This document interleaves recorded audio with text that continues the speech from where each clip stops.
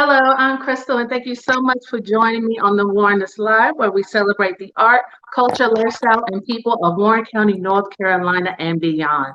Now, before we get started, you already know what to do. Be sure to like, comment, and share so we can continue to spread the word about what's going on in our community. Um, our guests today are the cast and crew of Seeking Justice, an initiative from the 1921 Project. Seeking Justice is a reenactment of the 1921 trial of 16 Black men accused of rioting in Norlina, North Carolina. The performance will take place twice inside the Warren County Courthouse, located on 109 North Main Street in Warrenton, North Carolina, this Saturday, June 12th at 11:30 a.m. and 2 o'clock p.m.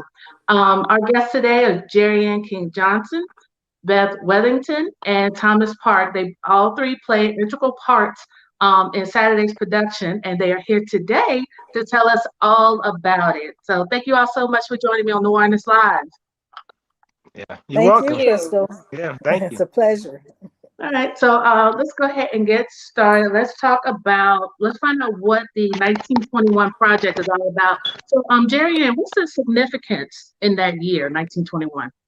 Well, 1921, in terms of Warren County, was sort of a pivotal period in the attitudes of white supremacy and white terror. And it but emblematic of what was going on all over the country. The 20s were those times during the 1920s. They were really dark times in our history, um, and so what we wanted to do with the 1921 project is offer an invitation to all the Warren County citizens to look back 100 years, but not just look back, also project forward. And looking back to see how we can understand those troubling years of the 20s and figure out what we can do now to overcome those attitudes and those practices, and what we can do together as a community to create the community that we want, that gives us all justice and equity. So that's the 1921 project. It's an invitation. That's all it is. In our book clubs, maybe reading something that has to do with American history, or in our churches, looking back at the role that churches may have played in the 1920s in endorsing some of the terror that was experienced by African Americans, or looking at how we think about supporting people so that they can get out of poverty. So that's what the 1921 project is all about. Okay, so but this isn't just a single project. There are other things that are going to take place within this, correct? That's right. We plan to have some lectures going forward that will happen over the summer and into the fall. We also plan to do some oral histories where people get a chance to share their stories. We definitely believe that when people share their stories across racial and age barriers or boundaries, we get a chance to learn about each other, and we can be more empathetic and better understand the conditions that shape who we are, and that's so important. Storytelling. Right. So, what organizations are involved in the 1921 project? Well, we have the NAACP. We have the Descendants Project, which is a University of North Carolina Chapel Hill group. We also have, we were able to get some funding from the UNC Humanities for the Common Good Project, and the North Carolina Arts Council, the Warren County Arts Council, which is a member of the state Arts Council of cultural resources. We have a little bit of support from them to help with the play. And I think that that's about it. UNC Chapel Hill.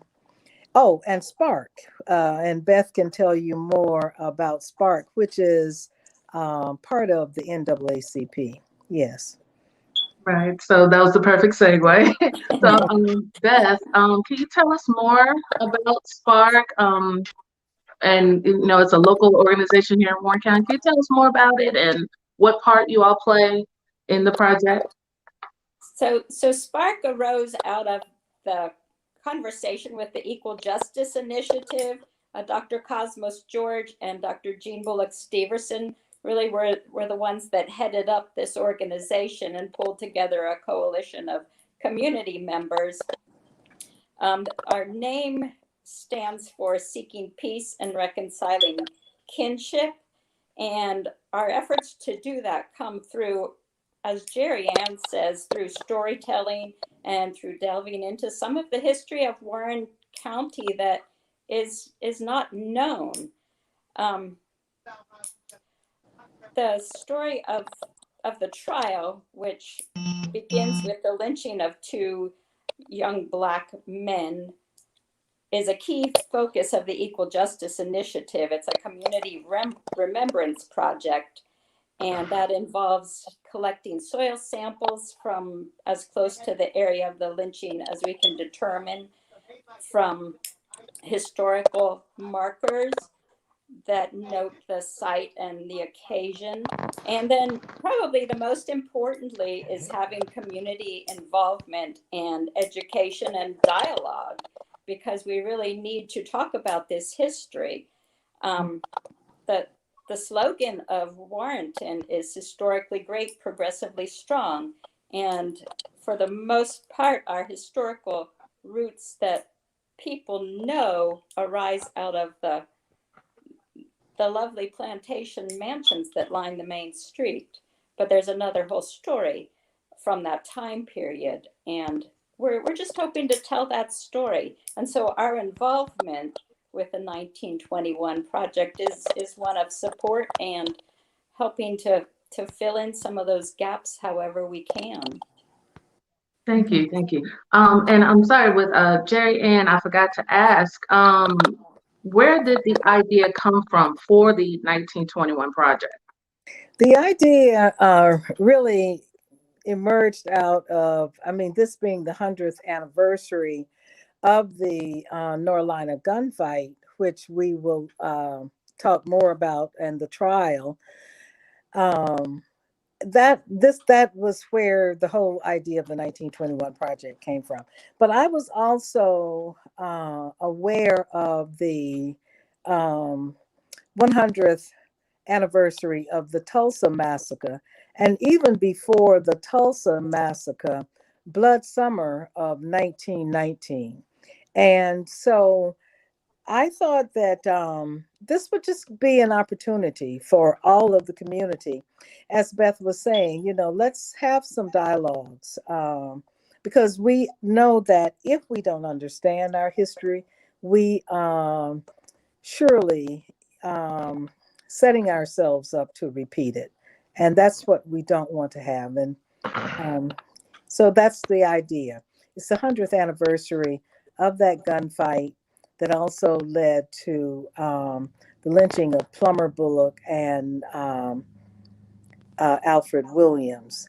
And just to be clear, we are not reenacting a lynching. We are reenacting the court trial that took place. And we can tell you a little bit more about why all of this 1921 activity, why it's all significant. Okay, so Thomas, thank you so much for joining us today.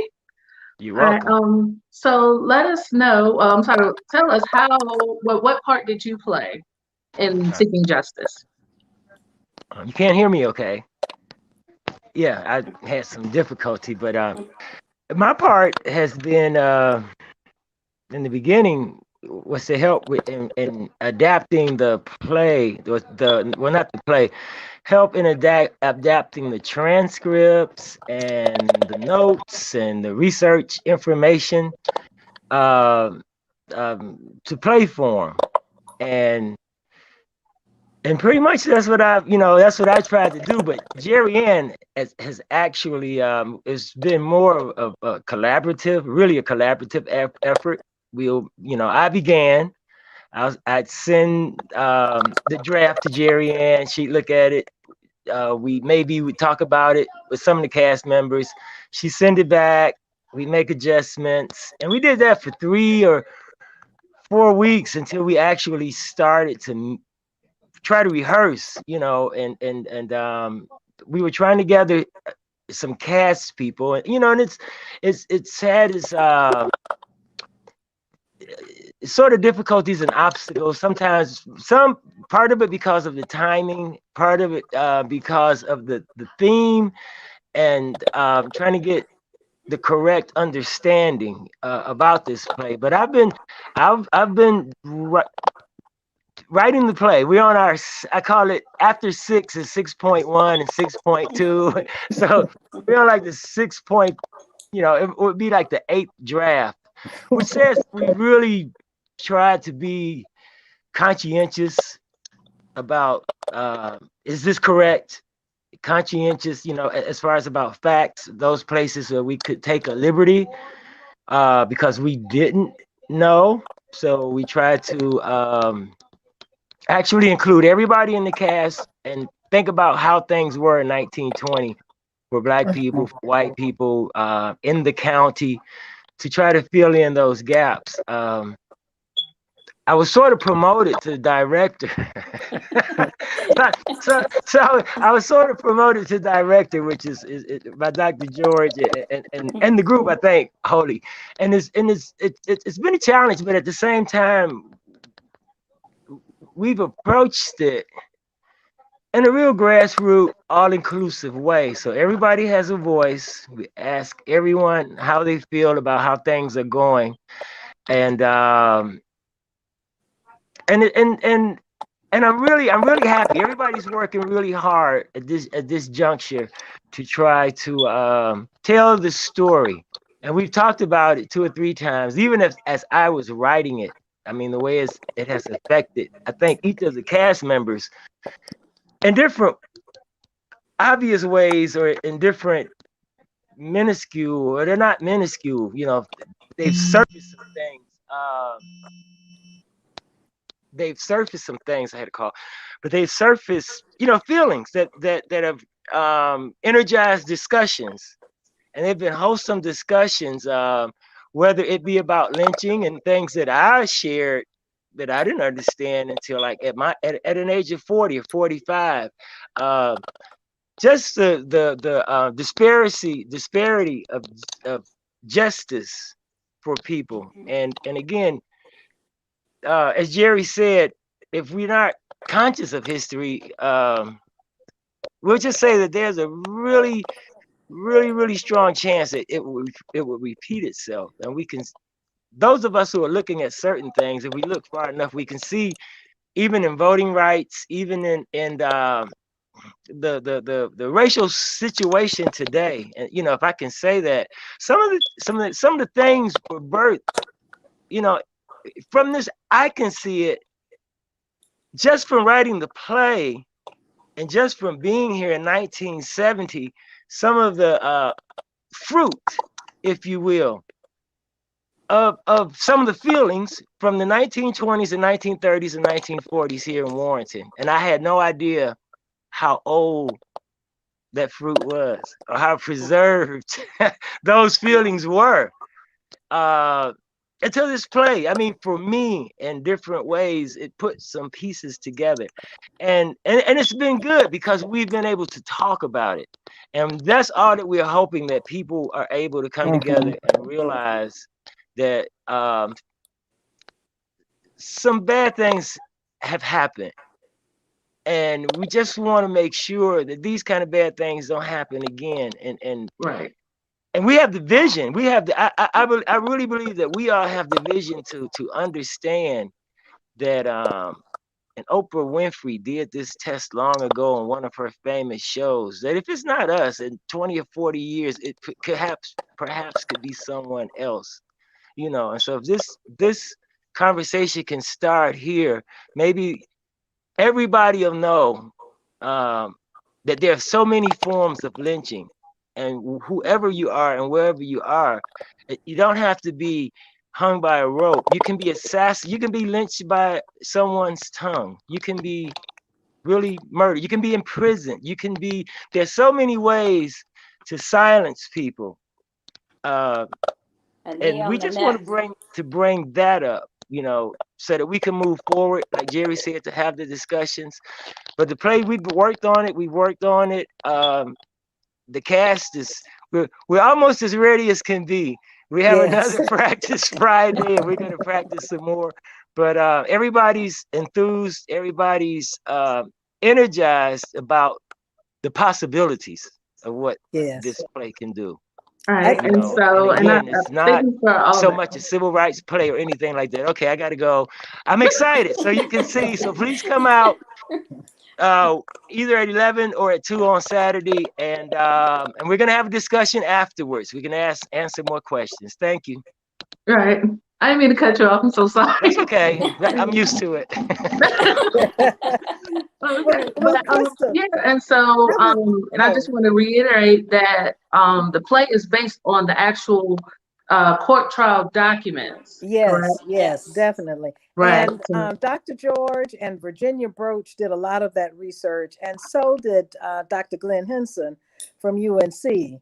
And that was another thing that contributed to my interest in, spotlighting or highlighting 1921, because Dr. Henson had been working with his anthropology students and helping them learn how to take a historical event and tell a fuller story. So he had been working in Warren County for about 3 years with his students, and they were able to research and to dig up so much information, and not just around the Norlina riot, but around the whole context, just the attitudes around the 1920s, the way sharecropping sort of played into that repressive or oppressive economic system. And as Thomas was saying, 1920 was a time when North Carolina made an intentional effort to rewrite its constitution to disenfranchise African American voters. And sadly, Warren County was right at the forefront of that movement. So that was, I think it's important, and it really does speak to this issue of education, that and we're right in the midst of this thing right now, even with Tulsa.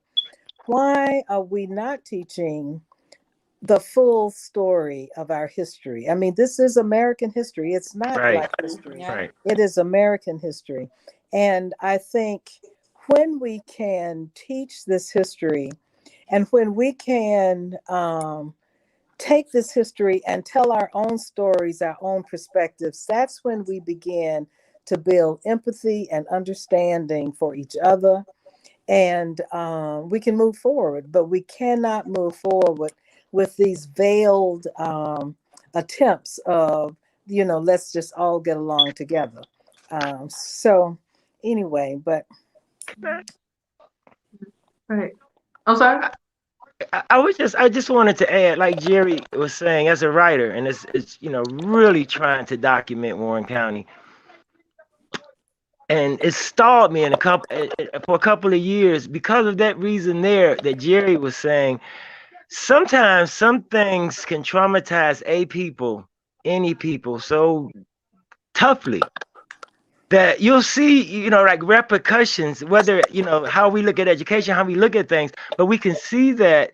And I have really witnessed that in some of the behindness and in some of in our community with some of the kids. And I say, you know what, I can't label that as that. This goes back further.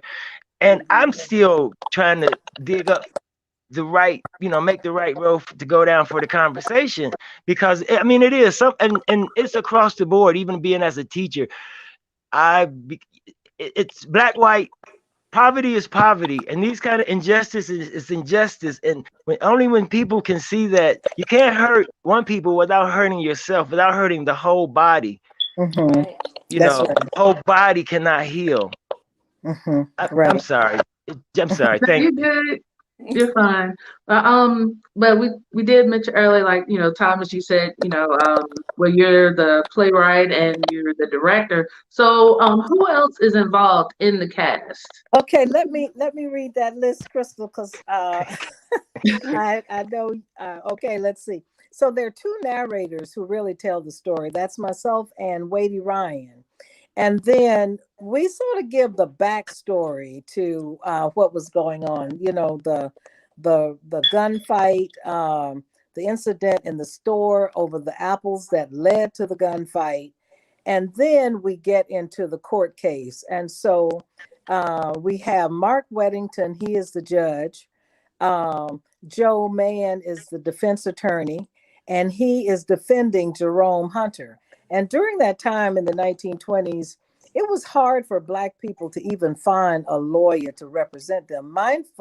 Let's remember now, Black people were not allowed in the courts, the courtroom in Warrenton during that time, unless they were defendants.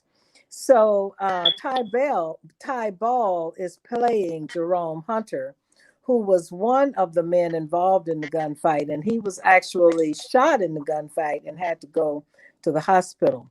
Gabe Cummings is playing Sheriff Davis, Robert Davis. Beth, who's here with us today, is the bailiff. And then we have a chorus with Fraser Williams, Carol Johnson, and Virginia Broach.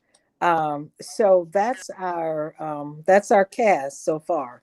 And so we are excited. And I think, just to Thomas's point, we have learned so much about the power of storytelling in this process, just among ourselves, trying to figure out how do we authentically tell it, and being reflective, of our own experiences, from growing up in the South, growing up in Jim Crow, and so forth. So, but we also, would have to give kudos to Anita Williams, who has helped with, just the staging, and Glenn Henson, who is the folklorist and researcher from UNC Chapel Hill, and Michael Putney, who was sort of our legal consultant. He helped us to interpret and helped us to understand some of the language that was used around that trial. So I think I've covered everybody. Is that right, Thomas? Yeah. Beth, did I get Yeah, everybody? I think so. Okay. All right. So, and I think we pretty much covered it. What is the overall goal that you hope to accomplish with this production? That's this coming Saturday. Let me make sure I add it again. This coming Saturday, June 12th, 11:30 and 2 o'clock. Yes. Right. So basically, this is really just to get a discussion started. That's right. Yeah. And we know that it will be thought provoking, and it is to get the discussion started. But remember, not to stay in the past, but how does our past inform who we are today, and how do we project ourselves 100 years from now to 2121? And a lot of times people say, let's just get over the past, but the past is never the past. It's the future. It's the present as well. The present. Yeah. Yeah. Yeah, people will say, let's just move on, but we can't move on until we address where we are and where we've been. Yes. And learn from it. And learn from it. And that's exactly what we're hoping for. And it's not about, it really is about learning and thinking and reflecting. And building the relationships that will be able to sustain us as we move forward. That's so important. Relationship building. That's awesome. Yeah. Thank you all so much for joining me today. Again, Seeking Justice is this Saturday, June 12th at 11:30 and 2 p.m. It's inside the Warren County Courthouse at 109 North Main Street in Warrenton, North Carolina. And I did forget to mention that if you cannot make it in person, I will be doing a virtual viewing right here on the Warrenist. So if you can't make it, I got you covered. Hopefully, let's hope the Wi-Fi works. And Crystal, there's one other thing. We will have like an artistic display with some, facts and we have a special showing of a commission piece that one of the descendants of Alfred Williams will bring, and he will be able to share that. So, and that'll also that'll be an important discussion too. So. All right. So thank you all so much for joining me today. Thank you, Crystal. Thank you, Crystal. Yeah, of course. Anything to get the word out about what's going on in the community. I definitely want to do my part. Go do your part. You do it well. Yeah. You definitely do. Thank you. All right, thank you. So you can follow me on Facebook, Twitter, Instagram, YouTube, LinkedIn at The Warrenist for more information. And thank you all so much and have a wonderful day. All right. Bye, Gary. Bye-bye. Bye-bye. Okay. Thanks, everybody.